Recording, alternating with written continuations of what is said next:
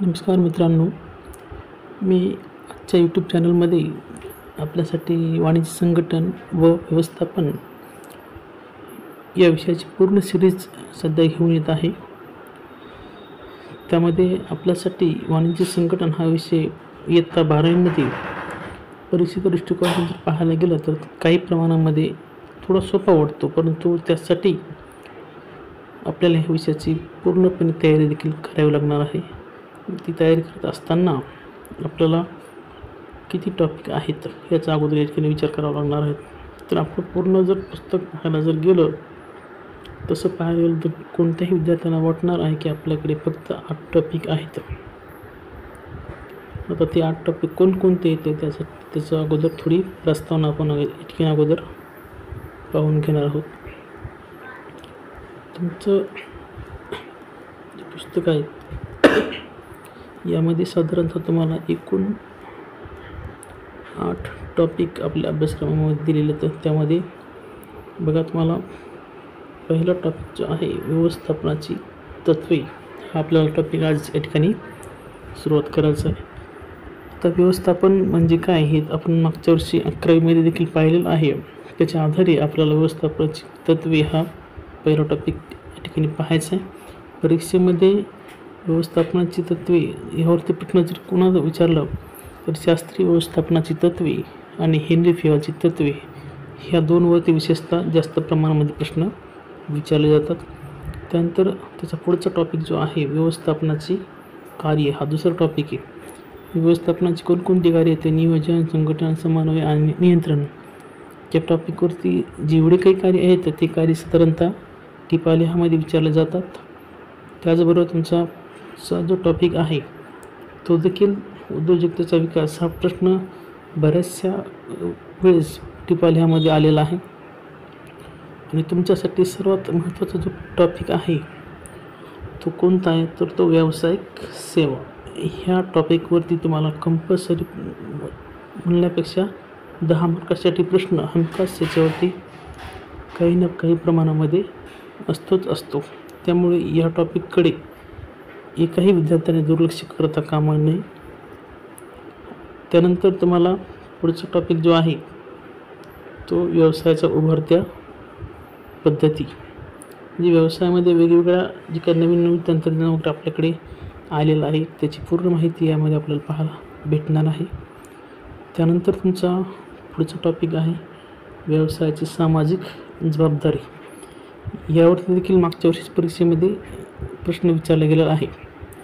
व्यवसायाची सामाजिक जबाबदारी त्यामध्ये व्यवसायाची मालकाप्रती जबाबदारी, व्यवसायाची ग्राहकाप्रती जबाबदारी असे वेगवेगळ्या प्रकारचे प्रश्न आपल्या ठिकाणी विचारण्यात आलेले आहेत. त्यानंतर पुढचा जो टॉपिक आहे तो आहे तुमचा ग्राहक संरक्षण. यावरती देखील टिपालेहामध्ये बरेच अंशी प्रश्न किंवा तुमचं विपणन यावरती देखील प्रश्न विचारले गेलेले आहेत.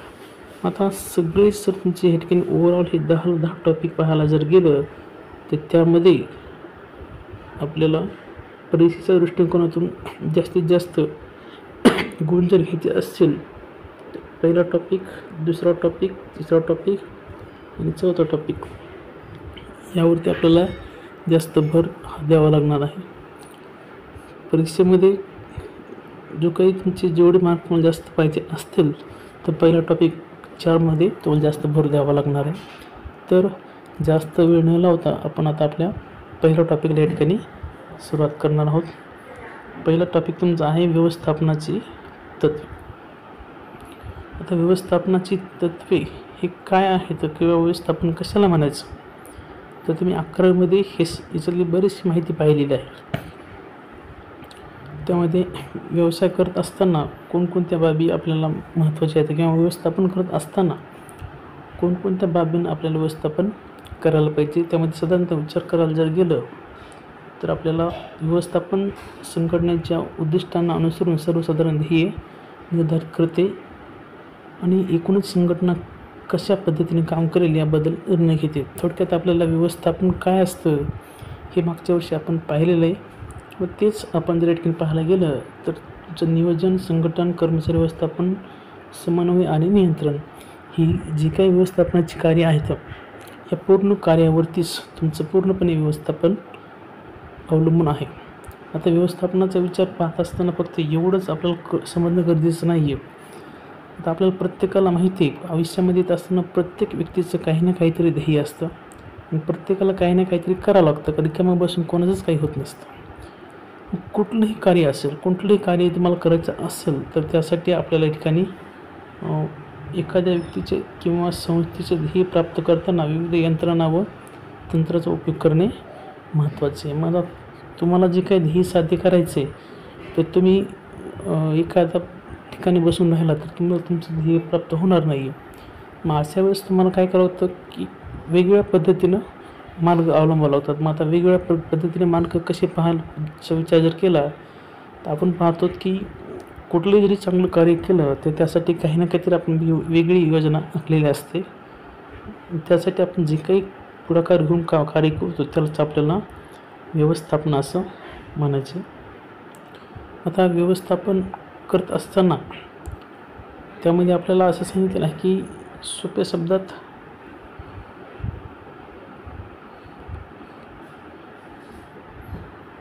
जी तंत्र किंवा प्रणाली एकाच पद्धतीचे परिणाम देतात त्यांना तत्त्वे असे म्हणतात. ही तत्त्वे वैश्विक आणि सर्वत्र लागू पडतात. आता पहा, जी काही व्यवस्थापनाची तत्त्वे आपल्याला या ठिकाणी सांगितलेली तर प्रत्येक ठिकाणी असे एकही क्षेत्र नाही आहे की त्या क्षेत्रामध्ये एखादा व्यक्ती यशस्वी झाला आणि त्याने एक व्यवस्थापन केलं नाही. त्यामुळे प्रत्येक क्षेत्रामध्ये आपल्याला व्यवस्थापन हे करणं गरजेचंच आहे. आता याच्यामध्ये त्यांनी आपल्या ठिकाणी एक उदाहरण दिलेले पहा, त्या उदाहरणावरून तुम्हाला आणखीन थोडं जास्तच लक्षात येईल. पहा, उदाहरण त्यांनी काय दिलेलं आहे की उदाहरणार्थ क्रिकेट किंवा इतर कोणत्याही खेळाची रचना व विभाजन खेळाडूंमध्ये त्यांच्या कौशल्य आणि क्षमतेनुसार केली जाते. यालाच व्यवस्थापनाच्या भाषेत कामाचे विभाजन असे म्हणतात. आता काम करत असताना आता जसं आपण खेळाचं उदाहरण त्यांनी दिलं आहे ते त्यामध्ये विचार जर आपण केला तर आपण एखाद्या प्लेयरचं नाव घेऊ की हा प्लेयर खूपच चांगला खेळतो, खूपच छान आहे, परंतु मॅच जिंकला तर एकच प्लेयरने जिंकला असं आपल्याला म्हणता येईल का? अजिबात म्हणता येणार नाही. मग त्यासाठी आपण काय विचार करतो की पूर्ण सांघिक कामगिरी कशी असते त्या ठिकाणी असणारी पूर्ण सांघिक कामगिरी. आता एखाद्या बॅट्समॅनने सगळ्यात जास्त रन काढले पण बॉलरने विकेटच नाही घेतल्या तर त्यावेळेस तो मॅच जिंकता येणार नाही. म्हणून अशा वेळेस त्या सर्वांनी मिळून जी काही सांघिक कामगिरी केली त्यालाच आपल्याला व्यवस्थापन असं म्हणता येणार आहे. म्हणून व्यवस्थापनाचा आणखीन विचार जर करायचं झालं तर कर्मचाऱ्यांच्या वर्तनावर प्रभाव पाडण्यासाठी व त्यांना वर्तनासंबंधात मार्गदर्शन करण्यासाठी व्यवस्थापनाची तत्त्वे तयार केली जातात. ही तत्त्वे संघटनेच्या संसाधनांची कार्यक्षमता नफ्याच्या स्वरूपात भर देतात. याबरोबरच ही तत्त्वे वरिष्ठ त्यांच्या हाताखाली कर्मचारी आणि संघटनेच्या सर्व सदस्यांमध्ये उत्कृष्ट समन्वय साधण्यास स्थापन करण्यावर भर देतात. आता कुठलाही व्यवसायाचे व्यवस्थापन जर असेल त्या ठिकाणी जे काही कर्मचारी असतील, कामगार असतील यांच्या सर्वांमध्ये आपापसामध्ये हा समन्वय या ठिकाणी असणं गरजेचं आहे. पाहता आपण ज्यावेळेस कुठेतरी पाहतो की एखाद्या व्यक्तीने काहीतरी काम केलं किंवा एखादं सांघिक कामगिरी जर असेल तर त्या ठिकाणी जर विचार जर केला की एखादी संस्था चांगली नसते किंवा एखादा काम करणारे कर्मचारी वगैरे चांगले नसतात किंवा त्या ठिकाणी कर्मचारी कामावरती न भेटणे, कामगार न भेटणे याचा पूर्ण परिणाम त्या व्यवसायावरती होत असतो. आणि म्हणून या सर्वांसाठी ते आपल्याला एक समन्वय असणं गरजेचं आहे. मग समन्वय म्हणजे कोणता की कर्मचारी असेल, त्या ठिकाणी असणारा कामगार असेल,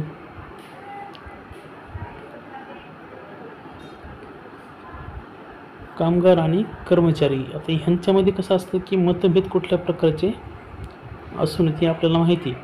कारण एखाद्या मालकानं दाखवलं की मी मालकाचे मी काम करणार किंवा कर्मचारी म्हणा मी काम करणार. परंतु व्यवसाय म्हटलं जसं आपण पार्टनरशिपमध्ये पाहतो तर काम करत असताना दोघांना सारख्याच प्रमाणामध्ये या ठिकाणी काम करावं लागतं. एखाद्यानं काम कमी जास्त जर केलं तर त्याचा परिणाम ॲटोमॅटिकली दुसऱ्या याच्यावरती झालेला आपल्याला पाहायला मिळतो. म्हणून आपल्याला व्यवस्थापनाची जी काही तत्त्वे येतं ती साधारणतः ठिकाणी पाहावी लागतील. मग त्यामध्ये तत्त्वे पाहत असताना आपल्याला ठिकाणी पहिलाच मुद्दा या ठिकाणी सांगितलेला आहे की व्यवस्थापन तत्त्व. आता पहा, बरेचसे विद्यार्थी थोडेफार अभ्यास कमी जास्त करणे किंवा अभ्यास सुरुवातच न करणे, म्हणजे त्यांनी कुठे ना कुठेतरी व्यवस्थापन देखील केलेलं नसतं. आता त्यासाठी आपल्याला व्यवस्थापन जर चांगल्या पद्धतीने करायचं असेल तर आपल्या ठिकाणी पहिलाच मुद्दा ठिकाणी सांगता की व्यवस्थापन हे याचा उपयोग सार्वत्रिक आपल्याला करता येतो. आता सार्वत्रिक म्हणजे काय की व्यवस्थापन करत असताना व्यवस्थापन तत्त्वे सार्वत्रिक आहेत, म्हणजेच ही तत्त्वे कोणत्याही आकाराच्या स्वरूपाच्या व्यावसायिक संघटनांना लागू पडतात. तसेच त्यांच्या परिणामात बदल होऊ शकतो, तसेच त्यांच्या उपयोजनातही बदल करणे शक्य असते. तरीही ती सर्व प्रकारच्या संस्थांसाठी सोयीस्कर असतात. तसेच ही व्यवस्थापनाची तत्त्वे सर्व स्तरावर लागू होतात.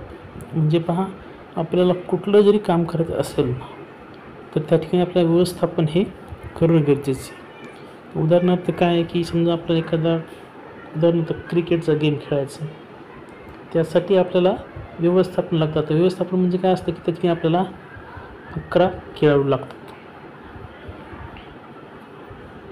किंवा आपल्याला परीक्षेमध्ये पास व्हायचं आहे, त्या ठिकाणी अभ्यास करत असताना तो देखील आपल्याला सर्वच विषयाचा अभ्यास या ठिकाणी करावा लागतो. बऱ्याचशा विद्यार्थ्यांना इंग्रजी विषय थोडासा अवघड जातो, मग ते काय म्हणतात की मी इंग्रजीचा अभ्यास या ठिकाणी कमी करू, किंवा जो आवडता विषय आहे.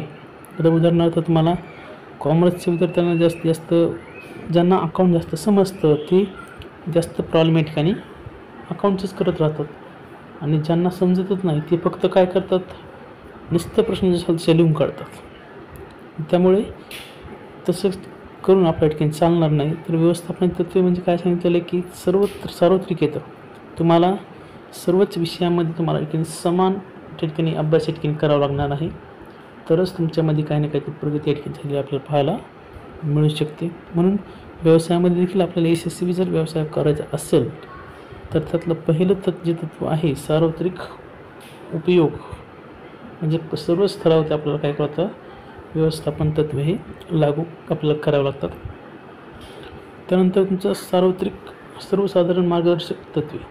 आता सर्वसाधारण मार्गदर्शक तत्त्वे म्हणजे काय की ज्यावेळेस संघटनेमध्ये एखादी समस्या उद्भवली तर ती समस्या आपल्याला काळजीपूर्वक हाताळण्यासाठी व्यवस्थापन तत्त्वे आपल्याला मार्गदर्शक ठरतात. म्हणजे त्या ठिकाणी काय आहे की एखादी जर थोडा वेगळा प्रसंग आला तर त्या प्रसंगाला सामोरं कसं जायचं, तर हे आपल्याला व्यवस्थापनाच्या माध्यमातून आपल्याला शिकता येतं. उदाहरणार्थ पहा, त्यांनी एक उदाहरण आपल्याला त्या ठिकाणी दिलेलं आहे की जेव्हा आपण योग्य मोबदला असे म्हणतो तेव्हा योग्य हा शब्द संघटनेचं स्वरूप आणि आकार आणि आर्थिक स्थितीनुसार बदलू शकतो.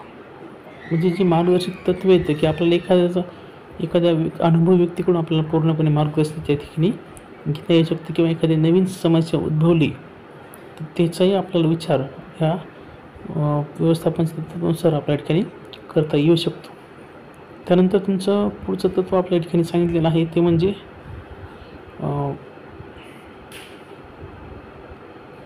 पुढचं तत्त्व आपल्याला सांगितलं आहे की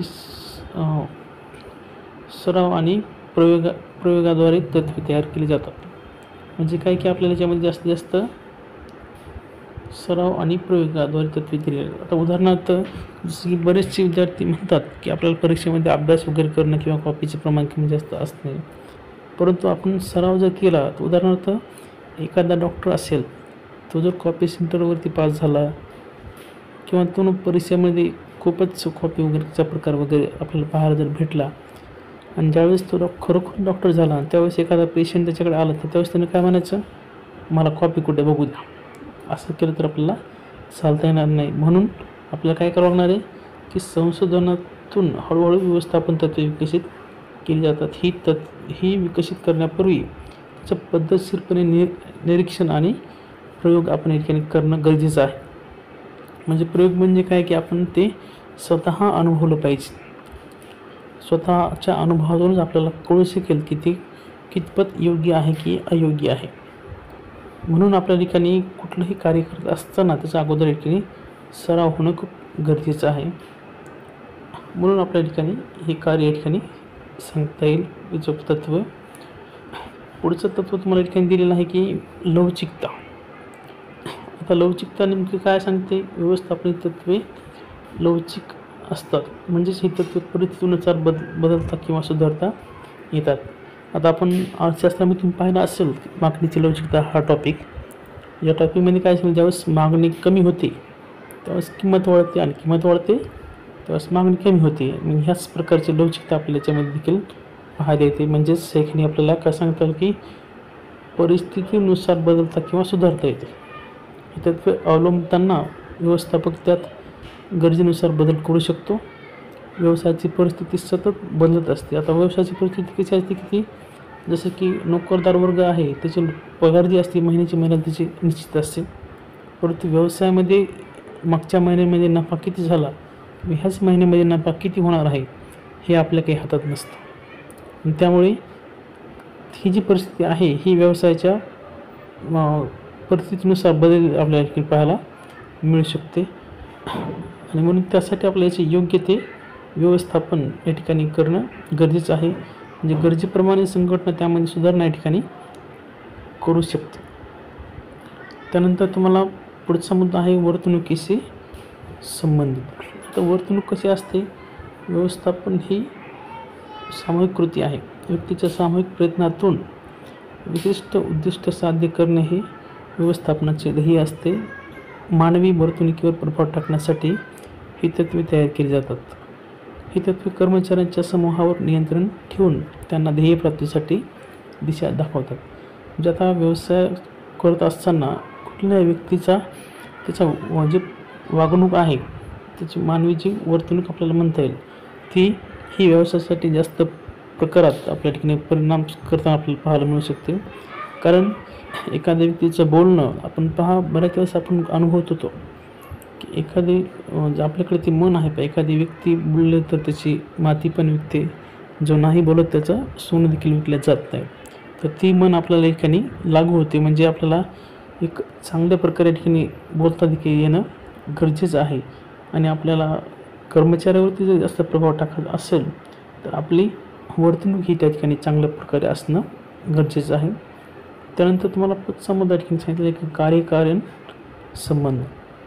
आता कार्यकारण संबंध म्हणजे काय ठिकाणी सांगितलेलं की ज्यावेळेस व्यवस्थापनाची तत्त्वे निर्णय घेण्यासाठीचा आधार आहे ती एखाद्या परिणामाचे कारण निश्चित करते. उदाहरणार्थ चांगला पगार दिल्याने कामगाराची कार्यक्षमता वाढण्यास मदत होते किंवा प्रभावी जाहिरातीने वस्तूंची विक्री वाढते. म्हणजे पहा एखाद्या काम करण्याचे काही कर्मचारी वगैरे आहेत त्यांना वेळोवेळी प्रोत्साहन देणे, त्यांना योग्य तो पगार योग्य त्यावेळी दिला तर त्या ठिकाणचे कार्यकारण संबंध चांगले राहतात आणि तो व्यवसायाची जास्त प्रमाणामध्ये प्रगती झाल्याचे आपल्याला पाहायला मिळू शकते. म्हणून ह्याचाही परिणाम आपल्याला कुठे ना कुठेतरी व्यवसायावरती झालेला पाहायला मिळू शकतो. त्यानंतर त्या तत्वामधलं सगळ्यात शेवटचं जे महत्त्व आहे याचं ते म्हणजे सर्व तत्वांना एकसारखे महत्त्व आपल्या ठिकाणी दिलेले येतं. मग सर्व तत्वांना एकसारखे महत्त्व या ठिकाणी का दिलेले येतं की पूर्वनियोजित उद्दिष्टे साध्य करण्यासाठी ही सर्व तत्वे एकाच वेळी वापरणे आवश्यक आहे. एखादे तत्त्व विशेष लक्ष देऊन वापरले आणि इतर तत्वाकडे दुर्लक्ष झाले तर त्याचा परिणाम संघटनेच्या कामकाजावर होतो. जसे की तुम्हाला सर्वांना माहिती आहे की आपल्याला इंग्रजी विषय सगळ्यात आवड जातो, मग इंग्रजीचा अभ्यास आपण करायचा नाही, बाकी विषयाचा अभ्यास करायचा.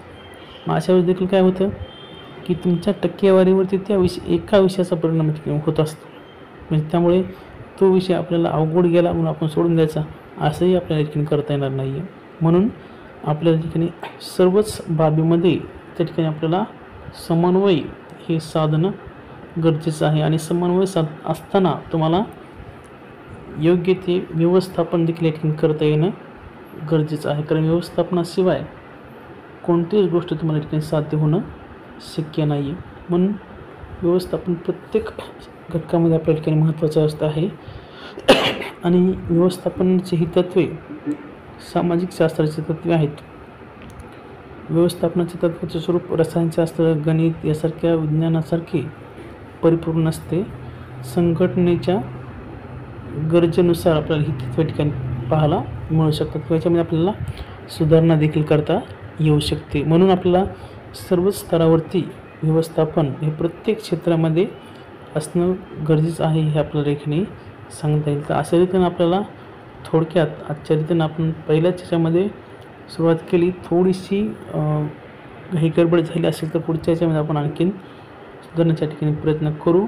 आणि व्यवस्थापनाच्या तत्त्वाचे स्वरूप हे काय असते तर ते आपण आजच्या ह्याच्यामध्ये ठिकाणी पाहिलेले. तर उद्याच्या म्हणजेच पुढच्या व्हिडिओमध्ये आपल्याला पाहायचं आहे व्यवस्थापन तत्त्वाचे महत्त्व.